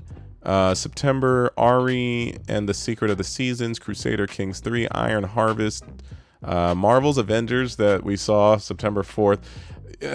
Paul, I don't want to get too off topic, but you're giving this a thumbs down. What the heck happened to my computer? I'll be honest, I'm probably gonna play it, but for me, I'm probably gonna play it too. What the hell? All my stuff went weird. I'm gonna see if I can pull up the video that they recently dropped because I'm curious. I'm not gonna. We're not gonna get too deep into it, but I just want to see some of this because the gameplay looks okay. Like it doesn't look. You say that it looks real basic and kind of like what were your gripes about it? It doesn't. After playing Spider-Man, it's like games like this don't wow me. They look a little stagnant. Right. These look like those character action games you would get on like the PS2 type of stuff, like a bad movie game to tie in. I was just about to say that. I was going to say it looks like a game that's supposed to come with a movie, and it's coming out 5 years after the movie now. Right. Yeah. Because remember the Iron Man game that went with Iron Man? Was it 3 or 2? It was Iron Man 1. Iron Man 1. Made by Sega. What an interesting thing. I don't know. If people are interested in this new Avengers game, please let us know. I think the best part of the game could be playing as Iron Man, or maybe... Honestly, no, just Iron Man. I think he's the only character that I don't know. Iron Man, for me, like, I always love playing as Captain America in games like this. Yeah. Just because I like his shield bouncing off of everything. Oh, that's cool. That's a cool little throwback. Yeah, Thor looks like a wrestler. No, Thor's name tag is his alias he uses when he's on Earth and doesn't want to be recognized as Thor. That's cool. That's a cool little detail. I think it's a game that if we attempted to play it, I can't imagine we would hate it, except for what I would think is repetitive enemies, maybe lackluster storyline. But at the end of the day, I do like playing games like this because sometimes they tie into the stuff that you know as a fan of the comic books, and you sit back and you're like, oh, that's kind of dope that they put like like a shout out to, you know, I don't know, put who, you know, insert said character's name here. And it's like, oh, I didn't think they were going to touch on that storyline. Kind of cool. Yeah, I don't know what it is. Is that supposed to be Stan Lee? Okay, that's crazy. For me, it's just like the characters who I love from Marvel still aren't going to be represented just because of rights reasons. Yeah. And that's kind of like my issue. It's like, yeah, I love the Avengers. As a Marvel fan, all my favorite characters were none of the Avengers. Because the Avengers were dog shit when we were kids. I keep explaining that to people. People don't understand that the Avengers were they were C-list or below. Characters. When we were kids, it was X-Men, it was Spider-Man. It was low key for the Marvel side. It was It was X-Men, Spider-Man. I'm trying to think. Was there anyone else? Iron Man had a cartoon. Iron Man had a cartoon, but I always thought I always thought War Machine was cooler. Yeah, because he was black and he had guns. Well, more of the guns, not just because he was black, but still. That's what it was for me. I was like, oh, he's black? Okay. Yeah, I don't know. So it's a little weird that they're trying to produce something like this now. I just think it's kind of... And apparently it's multiplayer, so I want to see what that looks like. Oh, so if we could do like 4-player like we did in the Marvel Ultimate Alliance game in this type of graphical, that would maybe that might change things, but yeah, I'd be more inclined if there's an online mode where we could play this similar to how we play Marvel Ultimate Alliance. Yeah, but I don't know. Just as a whole right now for me, it's just if we play it, cool. If we don't play it, I don't feel like I'm missing anything. Yeah, me neither. Especially since like I said, Spider-Man is just so well done. It's too well done. That's why I play Miles Morales. Why don't I play this when Miles Morales is a PS5 launch game? This is true. Also, we talked about PlayStation games last week. I was gonna say, who's developing this game? Is it because like that's where I think you're losing me, is the game looks like it's being developed by someone who doesn't make games with not necessarily heart or passion, but yeah, those things. Like that, it just looks so generic and just so late. Like maybe if they would have dropped this game when, you know, Avengers Infinity War and Endgame came out, possibly, and if it had a tie-in, right? Say what? I think this game was supposed to come out around then, but it got delayed. This game got delayed a few times. I don't know. It's just not. I'm not seeing the appeal outside of, oh, I've seen the Avengers movies and now I can play as said Avengers. Other than that, I don't see a great appeal. The only character in this game that I've really liked to like try out is Kamala Khan. I feel that. Miss Marvel, because she's a dope, one of the new characters that are pretty dope from Marvel. Mm-hmm. Yeah, but that's about it. Yeah, it's about it for me too. I don't think we have to say any other words on this. But, you know, to each their own. If you all are into it, you know, let us know why, and talk to us. We want to wrap this up because in the next like 20 minutes, because I think my computer it stops my editing after 2 hours. Oh, but let's get into just a smidge of gaming news with Mixer dying. I already made a video about this. I just want to get your thoughts on it, Paul. I don't think you're not super into like the streaming. I know you're into streaming, but I don't think you're into the whole like the streaming drama. Not drama, but just like the streaming news, or, you know, people moving from one platform to the next or going here to there and all that jazz. Yeah, it's unfortunate because like from what I've been hearing, because I've been following Balvin on Twitter. Shout out to Balvin. But yeah. Just the fact that a bunch of people like Twitch or Mixer. What are they called? Just not Mixer. Followers. Like, I don't know. No, partners. Mixer partners didn't know about them selling Mixer until that announcement was made. That's the part that's the scummiest thing. Yeah, it's like some people knew a few days before, but like most of the Mixer partners just didn't know about it. Yeah. It's like, oh, that's kind of scummy. So like, what the hell are they going to do? Are they getting paid out like no, like no. Ninja and Shroud? They're absolutely not, because this is what it is. At the end of the day, it's a business. Even if you want to create content on a platform, you have to eventually, like, you need to put, you can't keep all your eggs in one basket. So I recommend anyone out there who's listening to us or listening to me, you don't want to put, you just don't, it's just one of the things where you can't focus everything in one spot, because you never know. I'm well aware that all this internet stuff that I'm doing right now, it could be gone one day. Twitch could go away. Freaking YouTube could get deleted. You know, all that stuff is possible. So with that being known, you definitely want to have, like, you want to have your wits about you and think outside of the box, in the sense of, what else can I do if I can't do what I'm currently doing here? Is there any way I can diversify my income or change it so I got other stuff going on? Because I remember, Paul, you remember, I believe just as well, Uncle Algorithm caught me off guard on caught me off guard on YouTube. And when the first adpocalypse had happened in 2017, I had like over 300 of my most popular videos demonetized, and that was bringing in like what I was paying off my bills with, and all that. So when that disappeared, I was very confused, and I said to myself, well, dang, this sucks. I'm not sure what I'm supposed to do, but I know not to put 100% of my efforts into one platform.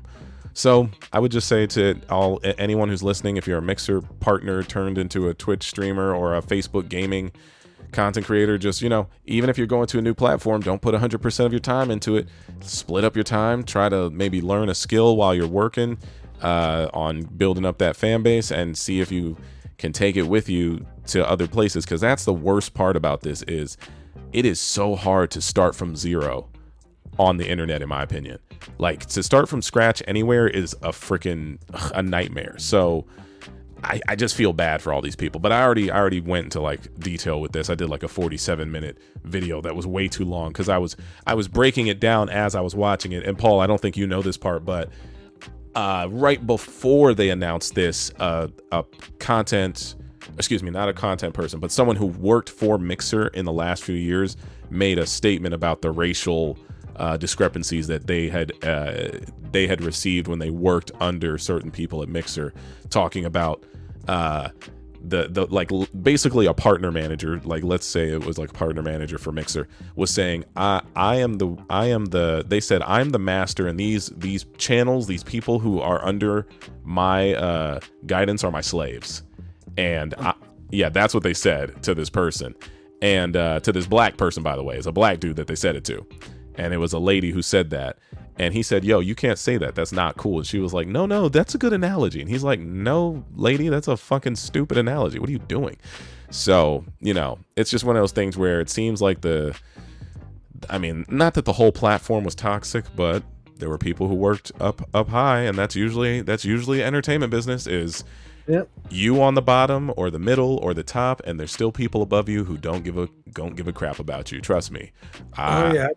Trust me. I've been there. Paul's been there too. Paul, you know, we're both well aware of it. We both have worked in the industry a little bit. So yeah, I would just say don't put your eggs all in one basket, and just focus on making the best content you can make and spreading that across certain things. I was one of those people who was a diehard, dedicated, only YouTube uploader at a certain point, and then I sat back and said, you know what? Maybe I can take some of these videos over from YouTube and repost them on, I don't know, Instagram, Facebook, this and that. You just gotta like switch things up and build them up into different places, because that way more eyeballs can see you anyway. Get a TikTok immediately. As Wu-Tang Clan would say, diversify y'all bonds. Diversify y'all bonds. So yeah, but that's like some real news. The news that kind of happened. There's a little bit of a mini news break on this documents about the Xbox Series X having like a smaller version / a digital version similar to the PlayStation 5. I want to make a video about what I think the PlayStation event in July is going to be about, because I personally think that they got to come. Microsoft or Xbox? Xbox. Oh, see, I say PlayStation. Did I say PlayStation? Sorry, I meant Microsoft. I meant Microsoft or Xbox having their event in July, because they got to come through swinging, man. Like, yeah, Phil Spencer just got interviewed about PlayStation. He's like, they did what they did well, but he's just like, we have stuff in the works to go. And he's like, and a lot of the games they showed, he's like, they're coming to our systems and they're going to look better on our system because our hardware is better than theirs. That's a smart way to go about it. And it's one of those things where I don't think people would be making this. I mean, obviously there's always the console wars and all that jazz that people What? That's stupid, you said? Console war just in general to me is just stupid. I feel that. And because like the consoles nowadays are so similar already. I guess this is if brands, there's always going to be some reason for people to brand loyalty like something. The funny thing is, if there are real console wars, it would be Xbox and PlayStation versus Nintendo. Like that's a real console war, because Nintendo's the only one in its own lane. PlayStation and Xbox damn near have the same games, almost all the same games on each console, except for like 5 exclusives a piece, maybe. Maybe. Also, I was gonna say, you got your mouse on your screen. No worries, but I think we're definitely gonna get a digital edition of the Xbox Series X, and I think my whole perspective, and me and Paul have already talked about this, is the Xbox One just wasn't it. It wasn't bad. It just didn't have a lot going for it. Like we talked about this the other night. It just, it had like Halo 5, it had Dead Rising 3 and 4, you said? Titanfall 1 and 2. But other than that, I can't name. Sorry, say that again. You got cut off. I said Titanfall 1 was exclusive to Xbox, and then 2 was multi-platform. Oh, sorry. Well, there you go. But yeah, Xbox just, I think the moment they started to pitch themselves as a home entertainment system, it went left. It's like, yo, man, stick to what you, and you know what? TV. You know what though? Sports. Yeah. Remember that? I was going to say that's also my opinion on why Mixer tanked, because Microsoft they're getting too, not necessarily greedy. They're getting like too ambitious. That's a word. They're getting too ambitious with their ideas. I wouldn't want to get on a platform that is owned by a console company that I support, like Nintendo. If Nintendo tried to start streaming, if PlayStation started streaming, it's not their thing. Like Microsoft is known for making computers, Windows, Microsoft Office, and the Xbox. Keep it strictly, and Halo, of course, but like keep it strictly to that. PlayStation is known for their PlayStation video games. Sony is known for their films and movies and never letting go of the rights of Spider-Man. And our cameras. Shout out to the cameras. Shout out to who? Our cameras. Oh, shout out to our Sony cameras. Okay, this man just got a new camera. He feeling himself. Sony camera. Where's the Xbox camera? Now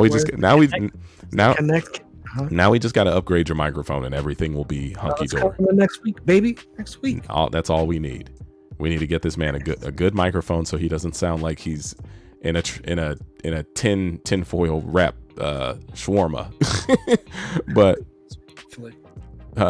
But yeah, it's just one of those things where you got to know your lane, man. Like Nintendo doesn't go outside their lane, and that's why I think Mixer failed, and I think that's why the Xbox One took such a bad hit, because it was a good console, but it had no mass appeal to it, and that was weird to me because I had just come off the heels of Xbox 360 killing. Yeah, it was because of the change in leadership. That's what happened. Yeah, because who was that dude who was there who said you can use the Xbox 360 if you don't want to use the Xbox One? Remember that dude? On the internet, Don Matrick. Don Matrick? Was that his name? Yeah, that was his name, the Matrick era. Oh, man. So he left, and now we got Phil Harrison in you mean Phil Spencer? Phil Spencer. Yeah, he's killing it right now. So yeah. So like he's got it on track, and I believe him. But like for me, is like if they don't come with the heat, I'm just gonna play all the third-party games on the Series X at this point. because from the specs readings, like the Series X is stronger on paper. But then I would say one last thing. Would you even play on the Series X if you can get all those same games on PC? It depends. Truthfully, yeah, we don't know. We don't know personally until we actually get those games in our hands. We won't.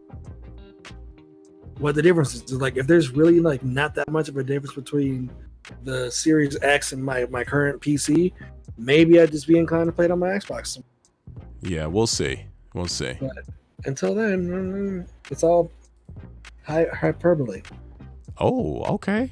Okay. Ooh, okay. I was okay. You okay? Which did I use that word right? That was a Pan-African Studies class. You learned that? That's where I remember. No, you said it right. Hyperbole. That's right. No, that's how I remember to spell that word. Yeah. Exaggerated statements are claims that are not meant to be taken literally. Oh, you know the definition. Okay. It's called Google. All right, y'all. Listen, we're gonna wrap it up here, and I got one last thing to talk about, and this is not for us to get real into drama or expose information, but I think you all have been keeping up with all of the shit. What would you call it? The cancel gate. Yeah, a lot of people are getting canceled these last 2 weeks between online streamers, the wrestling's going down, like YouTubers. Fire for that. Mm-hmm. At this point in life, I'm just assuming that everybody is probably scum. Who's next? Go. Who's next? But specifically in the gaming industry, just today, which is I think June 26th. It's the 27th, but yesterday when we're recording this, Dr. Disrespect got banned permanently off of Twitch, and no one knows why. And it's one of those things where the speculation is all over the place now, and he hasn't made a statement. Freaking Twitch hasn't made a statement, but they said that they were going to work as hard as they could to make sure. He's teabagging that guy. Sorry. We're watching a clip of him as it goes. But it's one of those things where Twitch hasn't made a statement. He hasn't made a statement, but there's too many rumors for us at least, to make any plausible thoughts on this. But I know that from the background of actually being a Dr. Disrespect fan, with a D, the only thing that I have issue with him, or what I think this could be relying around, is maybe something in the sexual conduct wave, just because, he made that video maybe 2 years ago where he apologized to his wife because I guess he had been disloyal to her at, I believe, TwitchCon with maybe with a girl he met there. And who's to say that girl isn't now coming out about something, or maybe other girls, multiple girls. There's also the controversy that if you watch Dr. Disrespect, you know that he kind of, he has fun. He's a character. He's a character. He's like a wrestling person. Yeah, he's like a wrestling persona who plays video games, or a gaming persona. That's what he is. He represents goofy gamers everywhere. I don't even know what you would call it, but I know that he does his thing where he does the Raul, and he makes up his own languages, and they kind of sound like racist languages in different countries, like maybe Asia or India. And he says it's just his own fun thing, and I know he doesn't mean anything by it, but that could be a part of the controversy.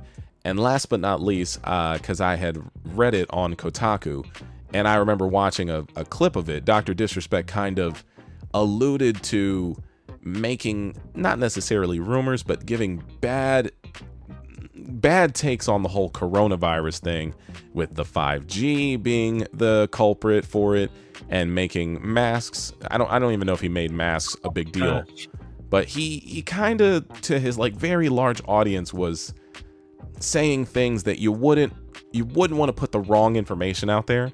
So that could be part of it, but no one knows. And I don't even know if Paul was kind of keeping up with this at all today. Oh no, I was watching a little bit of it. There's not you can't really say what it is because nobody's officially talking about it. There's only just rumors and It's just speculation.